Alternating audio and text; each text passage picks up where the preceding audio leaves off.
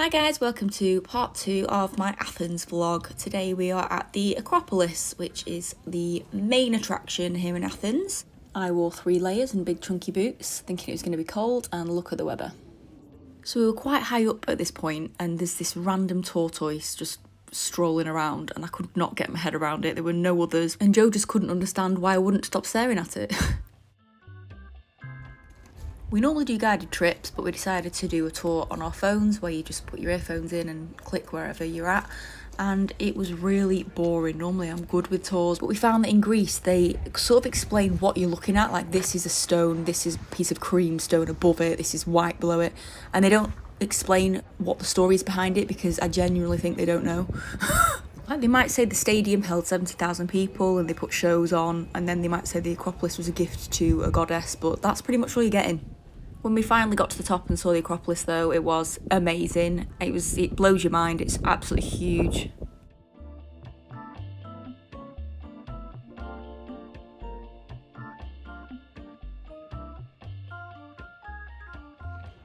Here we are outside the Acropolis. It's quite busy even though it's November. Enjoyed it? Yeah, I was holding coats for you. The white parts are the new marble that's been restored, and the yellow golden ones are the originals. And this was a gift to who, Joe? Were you listening to the tour? I wasn't listening, sorry. It was a gift to one of the goddesses. I think it's Athena. That would make sense. And there's this tiny temple next door which Joe said, this guy must have been like, that's cute, well done, and then just built the Acropolis next to it.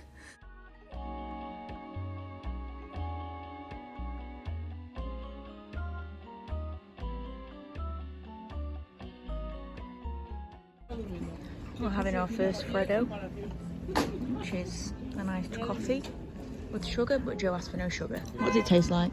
I'm disappointed because I was expecting a little chocolate frog. We then went to a flea market, which is located in the main square. You can't really miss it. It's got a huge sign, and this is massive. It's a very, very long street. They sell absolutely all sorts, anything you can think of. And yeah, we just had a little stroll down here. There is a lot of graffiti everywhere in this town. It really lets the city down, and I was just gutted just to see it absolutely plastered everywhere. It's on people's shop windows, shop roofs, it's just covered. And it's apparently just because the police have bigger problems, which is understandable because every day we were there was a different protest on. One of the problems they have is that they've enforced vaccine certificates at every single shop door. Every restaurant you enter, you've got to show your pass on your NHS app. People are not happy about this, so the restaurants went on strike, and for a whole day we couldn't eat anywhere. It was the most random day. We managed to find a coffee somewhere, and then we had to go back to the hotel, which was 30 minutes away, just to get some dinner at night. But anyway, I digress. On this day, we went to a cafe called Little Cook, which is a fairy tale inspired cafe. Look at the state of the road in front of it. They're just open no matter what. And this is inside. I've never seen anything like it. Not sure how it's COVID friendly because everybody was so squashed. We had to squeeze past this guy on the stairs, and it is just crammed with Christmas stuff. Apparently they change it every season. So a couple of weeks ago, it was Halloween. I just cannot believe somebody has put all of this up. It is incredible.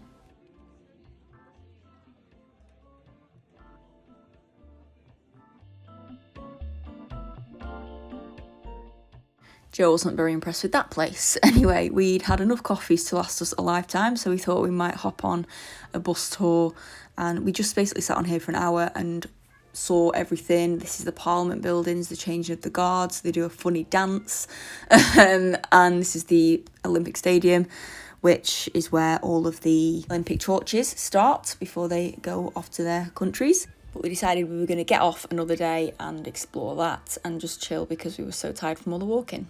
And I mean, there's not that much to do in Athens. I don't know if we've missed something, but we do take for granted in places like London that you have the West End and just so many shows and things and so many exciting things to experience.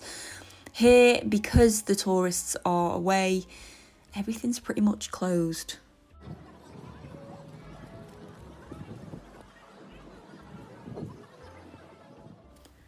Most nights we sat in a restaurant with just a couple of other tables around us. It was really quiet. As I say, there's not many people here in Athens in November. We got a nice view of the Acropolis though, which you can see right here. I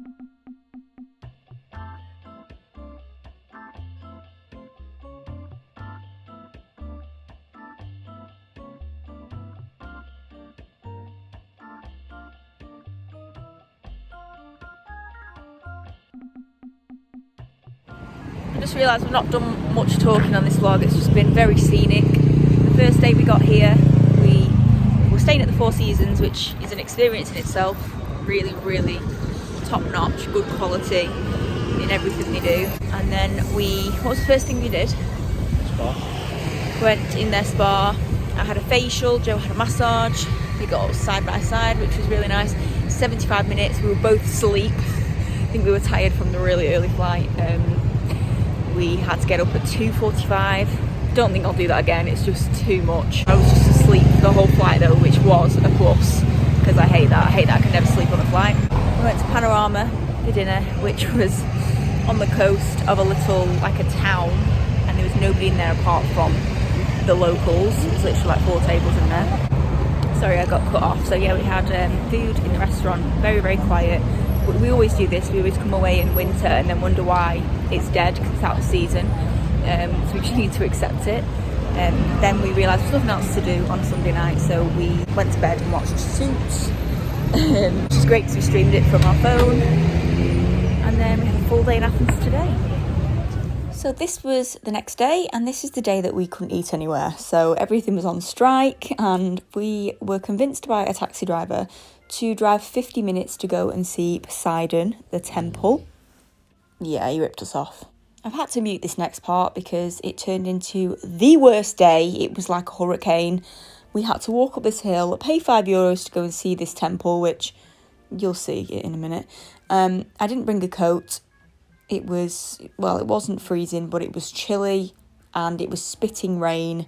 So it was just manky. It was not a good morning at all.